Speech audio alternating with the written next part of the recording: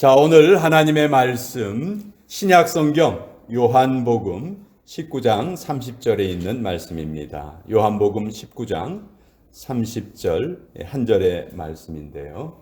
우리 하나님의 말씀을 같이 읽도록 하겠습니다. 시작.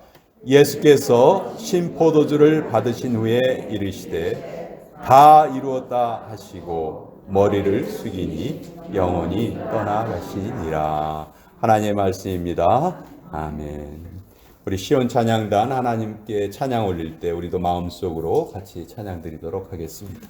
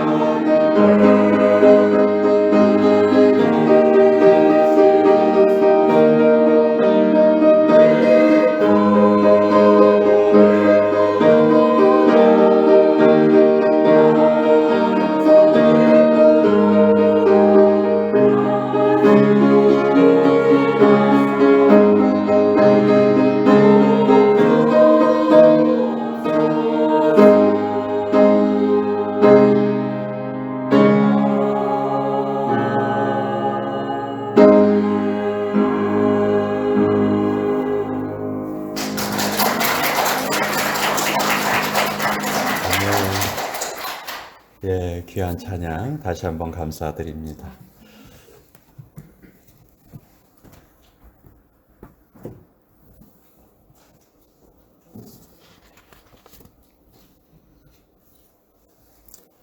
우리 같이 기도하겠습니다. 생명의 말씀 앞에 우리는 언제나 설레는 기대감을 갖게 됩니다. 아버지, 오늘 말씀을 통해서도 이 말씀 내 것으로 받게 하여 주시고 내 마음속에 머물게 하여 주시고 우리의 삶에 그대로 적용케 하여 주시옵소서. 예수님의 이름으로 기도합니다. 아멘.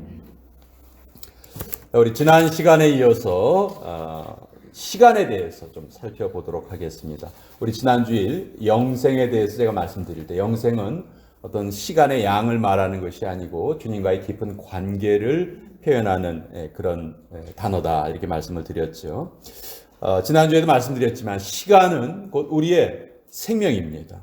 그래서 우리에게 주어진 가장 귀중한 자원인 이 시간을 어떻게 우리가 사용하는가, 이것이 우리 인생에서 가장 중요한 일이 아닐 수가 없지요.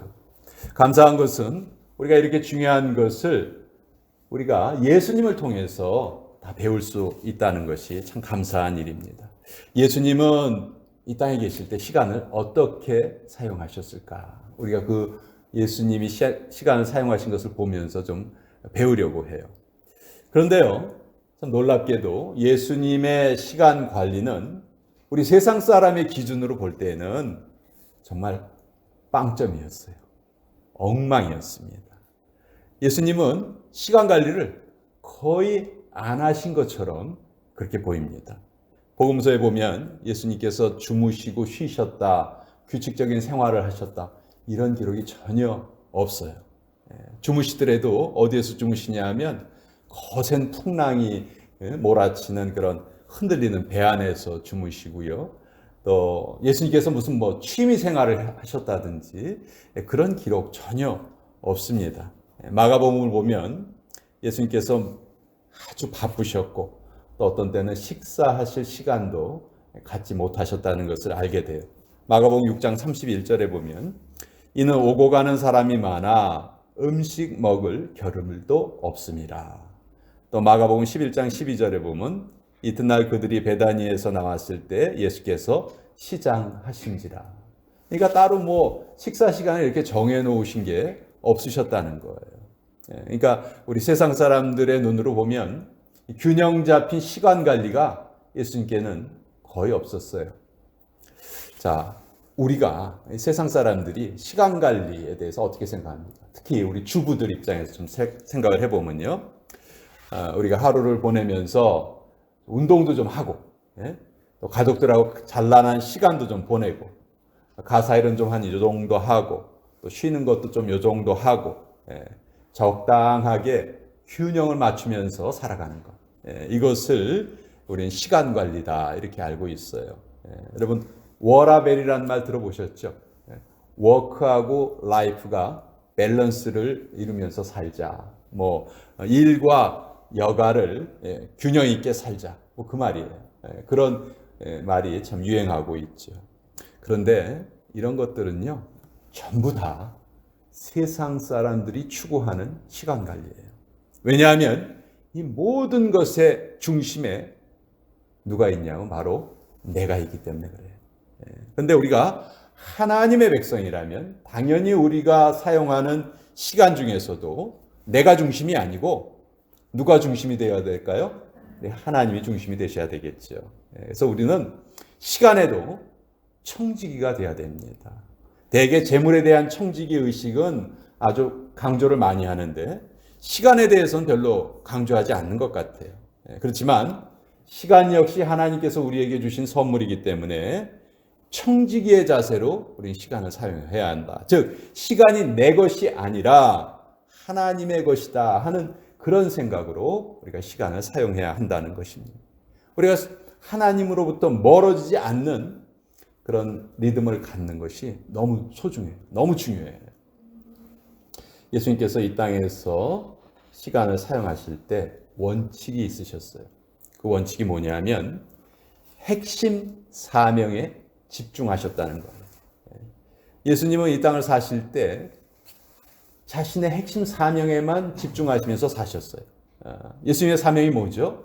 모든 인간을 죄에서 구원하기 위해서 이 땅에 오신 거잖아요.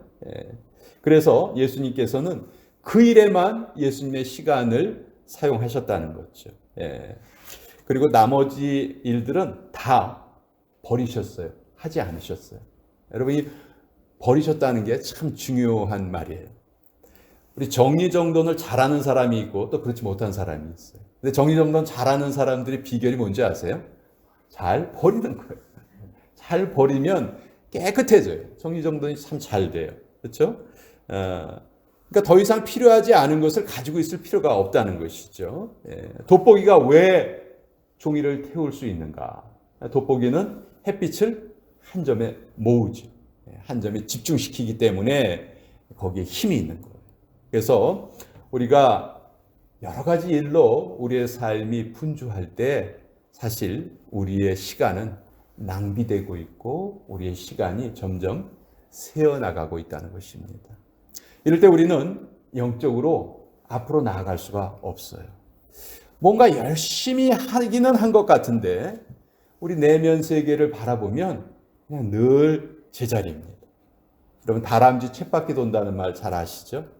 다람쥐가 얼마나 열심히 땀이 나도록 쳇바퀴를 돌립니까? 그렇지만 자리는 항상 그 자리죠. 그래서 우리가 중요하지 않은 일에 바쁜 것이 사실은 영적으로는 가장 게으른 상태가 될 수 있다는 거예요. 하나님의 말씀을 실천하며 하나님께 영광을 돌려야 하는 그 시간이 다른 용도로 지금 허비되고 있는 거예요. 낭비되고 있는 거예요. 그래서 우리는 꼭 해야 할 일과 하지 않아도 될 일을 구별을 해내야 돼요. 우리의 일상을 자세히 들여다보면 꼭 하지 않아도 될 일을 하고 있는 경우가 참 많아요. 참 바쁘게 열심히 일을 하고 났는데 허전함이 생깁니다. 마음이 허전해요. 또 우리가 해야 할 일들이 그렇다고 또 줄어드는 게 아니에요. 다음날 되면은 또 그만큼 거기 쌓여 있어요. 근데 어떤 날은 한두 가지 일밖에 안 했어요. 하루 종일 논 것 같아요. 근데 하루를 마치고 났을 때 마음속에 아주 뿌듯하고 마음속에 아주 충만해요. 왜 이런 차이가 생긴가? 그날은 마음이 뿌듯한 날은 내가 내 사명에 집중하는 삶을 살았기 때문에 그런 것입니다. 정말 가치 있는 일을 했기 때문에 허전함을 느끼지 않은 것이죠. 예수님의 사명은 십자가 죽음과 부활, 딱 이 두 가지였어요. 그래서 예수님이 이것을 이루시는 과정 속에서 제자들을 양육하시기도 하시고 설교도 하시고 병도 고쳐주시고 여러 가지 기적도 보여주셨지만 예수님은 언제나 이 두 가지 일에만 집중된 삶을 사셨어요. 그러니까 예수님의 삶에는 낭비가 전혀 없으셨다는 것이죠. 여러분 예수님의 공생의 기간이 얼마인지 다 아시죠? 불과 3년밖에 안 됩니다. 그런데 이 짧은 기간에 예수님께서는 모든 인류를 위한 그 구속사역을 다 완성을 하셨어요. 그러니까 꼭 긴 시간이 있어야지만 일이 이루어지는 것이 아니라는 것이죠. 짧은 시간에도 아주 큰 일을 이룰 수가 있고 아무리 시간이 많아도 일을 못 이루는 경우가 있어요. 그러니까 그 차이는 뭐냐? 핵심에 집중하느냐 아니냐 그 차이라는 것이죠. 핵심에 집중되지 않으면 다 낭비되고 말아요. 부지런히 사는 것 같지만 그것이 오히려 나를 속이고 있다는 것입니다. 예수님께서는 모든 것을 다 이루려는 완벽주의자가 아니셨어요. 물론 순간순간 최선을 다하는 삶을 사셨습니다. 그렇지만 예수님께서 고쳐주신 병자보다 안 고쳐주신 병자가 훨씬 더 많았어요. 열심히 복음을 전하셨지만 예수님께서 전하시는 복음을 들은 사람보다 못 들은 사람들이 훨씬 더 많았어요. 그렇죠? 그렇다고 해서 예수님께서 십자가에 돌아가실 때 정말 아쉽다. 한 명이라도 내가 좀 더 고치고 한 명에게라도 더 복음을 전했어야 되는데 이렇게 말씀하셨나요? 그런 말씀하지 않으셨어요. 오늘 우리가 읽은 본문을 보면 예수님께서 뭐라고 말씀하시냐면 다 이루었다 이렇게 말씀하셨어요. 우리 역사를 보면요, 이 다 이루었다 하는 이 말은 오직 승리자만이 외칠 수 있는 말이었다고 해요. 로마의 전성기를 이룬 황제가 아우구스투스라는 황제인데, 이 황제가 이제 더 이상 로마가 점령할 땅이 없습니다. 이 보고를 받고 난 후에 다 이루었다, 이런 선언을 했다고 하는데요.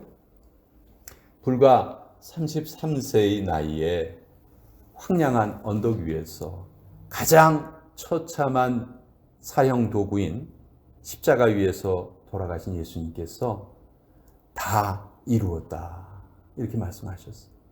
도대체 이것이 무슨 의미인가?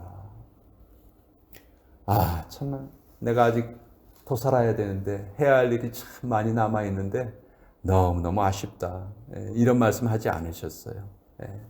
딱 3년 동안만 공생애를 사셨고, 고치신 병자보다 그렇지 못한 병자들이 훨씬 더 많고, 복음을 듣지 못한 사람들이 그렇게 많은데도 예수님께서는 다 이루었다. 내가 더 이상 할 일이 없다. 완벽하다. 퍼펙하다. 우리가 보기에는 참 부족한 것 같은데 예수님께서는 다 이루었다 선언하셨어요. 자, 효율만 따지면요, 예수님은 효율이 높은 삶을 살지 않으셨어요. 생각해 보세요. 예수님께서 왜 하필 이스라엘 땅으로 오셨을까요? 예수님께서 자라신 그 나사렛이요, 그 당시 인구를 살펴보니까 한 200명 정도 사는 마을이었대요. 이왕 오시려면 인구가 훨씬 더 많은 저 중국 땅이라든지 뭐 그런 나라로 오셨다면 더 좋지 않으셨을까? 이왕 오시려면 가난한 목수의 아들로 오시는 것이 아니고 왕족이나 아니면 뭐 귀족으로 오셔서 수많은 사람들을 거느리시고 하나님의 구원 사역을 이루셨으면 더 좋지 않았을까? 참 예수님의 사역은 비효율적이에요. 제자들 중에서도 뭐 좀 힘있고 유력한 사람들이 한 사람도 없었습니다. 그렇지만 이렇게 겉으로 보이는 게 전부가 아닙니다.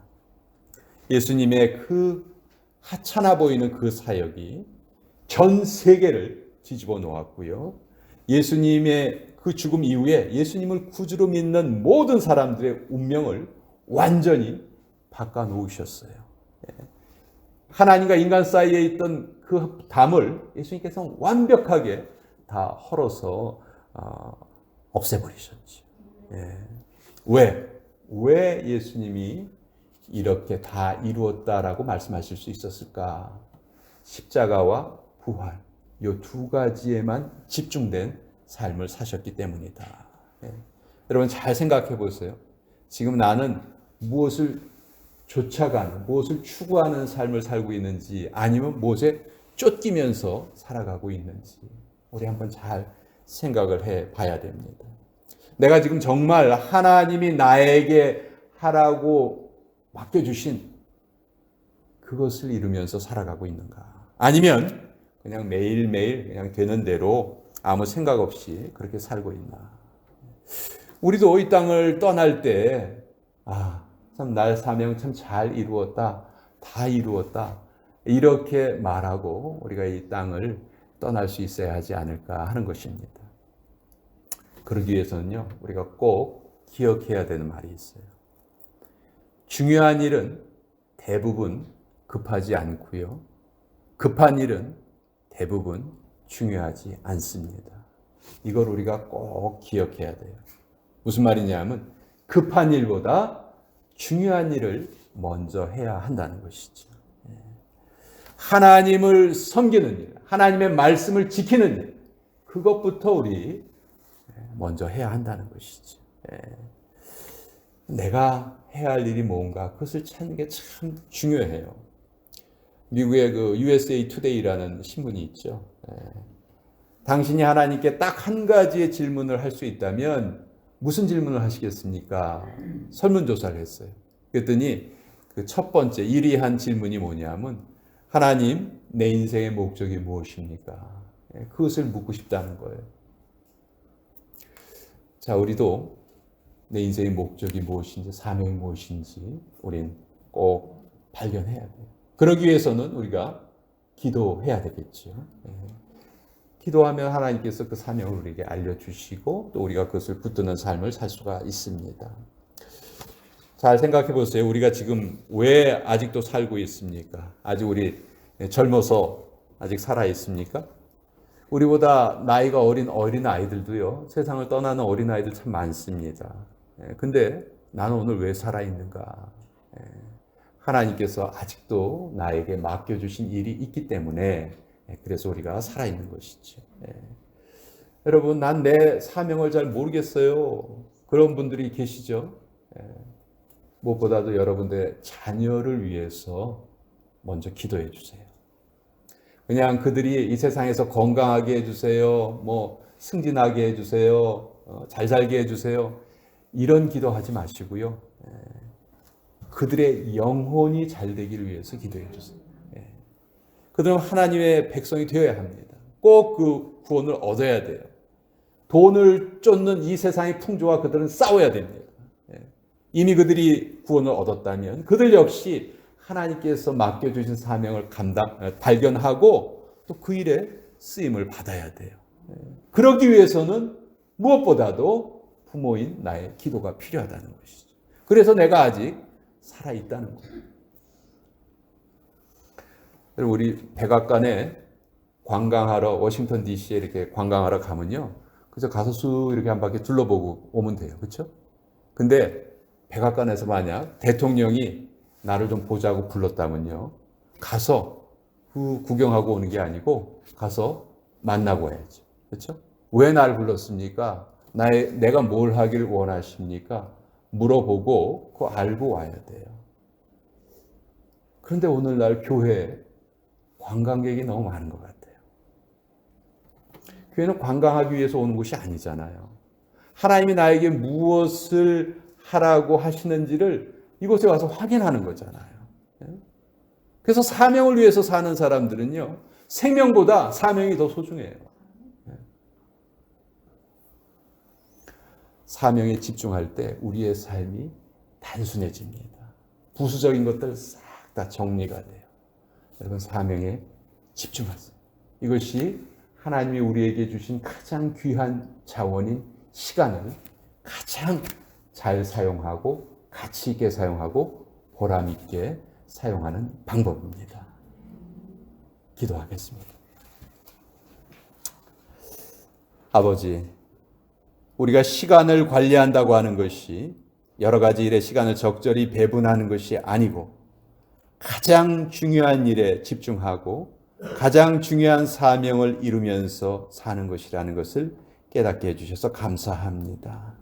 가장 소중한 우리의 시간, 무의미한 일에 낭비하게 하지 마시고 또 자녀들을 위한 그들의 구원을 위한 기도와 함께 또 함께 신앙생활하는 우리 귀한 성도들을 위한 영적인 관심의 그 시간들을 사용하게 하여 주셔서 예수님께서 하신 다 이루셨다 하는 그 고백이 우리의 삶에도 꼭 있게 하여 주시옵소서. 예수님의 이름으로 기도합니다. 아멘. 자, 이 시간 찬송가 630장 같이 찬양하시면서